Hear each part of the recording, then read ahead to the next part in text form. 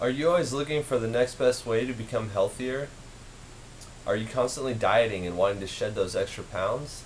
Do you want to help the environment in the process? Well, becoming a vegetarian may be something for you. According to the ADA, vegetarians are at lower risk of heart disease, colon, breast, and ovarian cancer, diabetes, obesity, and high blood pressure. The reason you will be at lower risk for these things are because a vegetarian diet is generally low in fat and high in fiber. A vegetarian diet can still be unhealthy, however, if you continue to eat fried foods and other junk foods that are high in fat.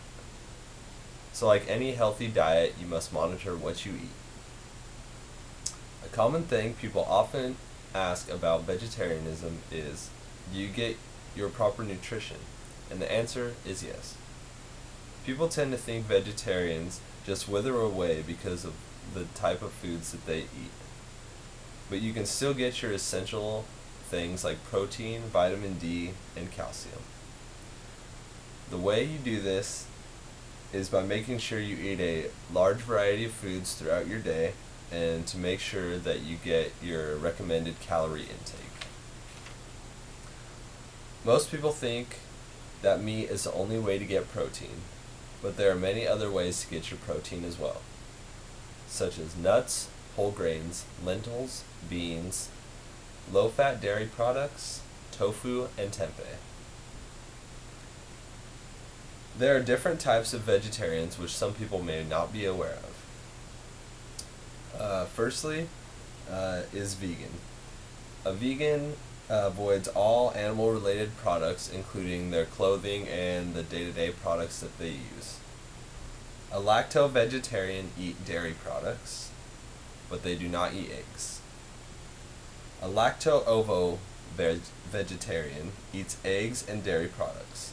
This is the most common form of vegetarianism, and it's what people commonly think of when they think of a vegetarian.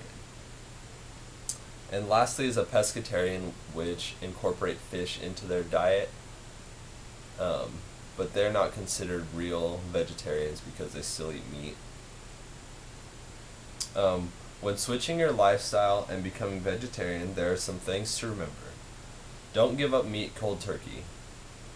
This way of approaching it often leads to you crashing. Start slow, like cut out your red meats for the first week, then cut out your pork chops and bacon and other pork related stuff the second week, and then chicken the next week, or you can do it however way you would like to do it.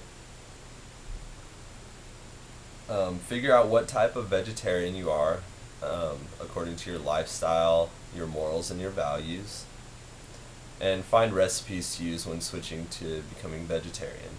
People tend to think eating fruits, vegetables, and whole grains are bland and boring, but the recipes can greatly help in transitioning. Becoming a vegetarian isn't something that you need to preach to people when you become one, but just educate them when they have questions about why you're a vegetarian. Also, it is a major lifestyle change, and you need to be ready to give up the food that you've once loved when becoming a vegetarian. Lastly, I'm going to be talking to you about the environment. The EPA says that chemical and animal waste runoff from factory farms is responsible for 173,000 miles of polluted rivers and streams. By switching to a vegetarian diet, you would be helping prevent this. You will be saving animals by switching to a vegetarian diet as well. About 10 billion animals were slaughtered each year for human consumption. The animals spend their lives locked away in small cages that they can't even turn around in, and oftentimes live in their urine and feces and rarely see sunlight. According to the Humane Society website, the production of feed crops, manufacturing fertilizer, and the shipment of meat, eggs, and dairy is responsible for 18% of greenhouse gases. Just in the farm animal sector, annually, it accounts for 9% of human-induced emission of carbon dioxide, 37% of emissions of methane, which has more than 20 times the global warming potential than carbon dioxide, and it contributes 65% of the emissions of nitrous oxide, which is about 300 times the global warming potential of carbon dioxide.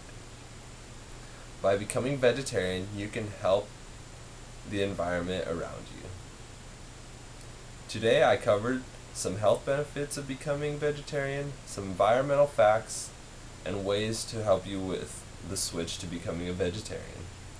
Even if becoming a vegetarian isn't something you would consider doing, I hope you take the time to look into what kind of things you're putting into your body.